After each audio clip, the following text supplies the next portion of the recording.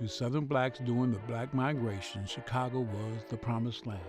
Story of big city life, jobs with good wages made the northern city a prime destination for blacks coming from below the Mason-Dixon line.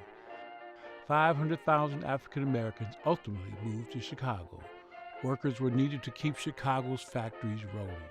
The Chicago Defender, the city's leading black newspaper, waged an extensive campaign encouraging blacks to move north. The paper published stories about Southerners who had made it in the big city. To help blacks with travel, housing, and finding jobs, the paper printed a list of churches and other organizations to which potential immigrants could write and receive more information. And for those already in Chicago, the Defender routinely printed rules of conduct to help new arrivals adjust and avoid conflict. Tips such as don't allow yourself to be drawn into street brawls and don't use liberty to do what you please were intended to bridge the black community's increasing range of social behavior. Significant numbers of blacks who moved to the city did improve their lives and social conditions, but Chicago was not prepared to embrace Southern blacks with fully open arms. Crowded tenement housing, limited educational opportunities, violence, discrimination, and segregation were all part of the city's experience for new blacks.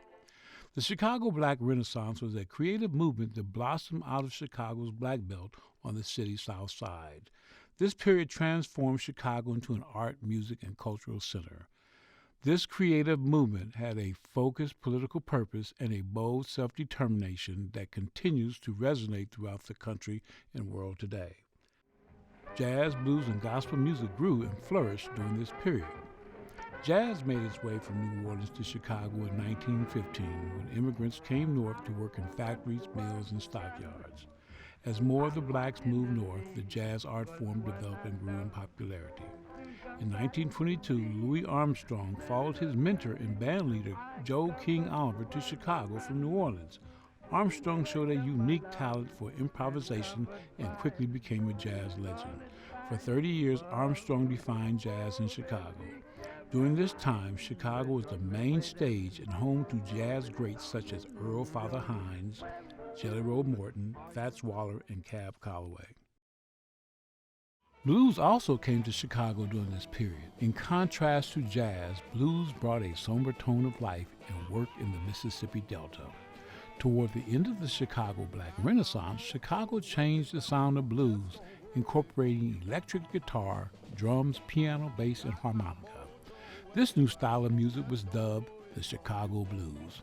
Greats such as Chester Howlin' Wolf Burnett, Willie Dixon, Muddy Waters, and Little Walter were prominent during this time. Gospel music also came into prominence during this time. The father of gospel music, Thomas Dorsey, brought hundreds of new gospel songs to the public by blending the Southern gospel sound with an urban style. Sam Cooke from Clarksville, Mississippi, and Mahalia Jackson, the queen of gospel music, both resided in Chicago and made many of these gospel songs mainstream.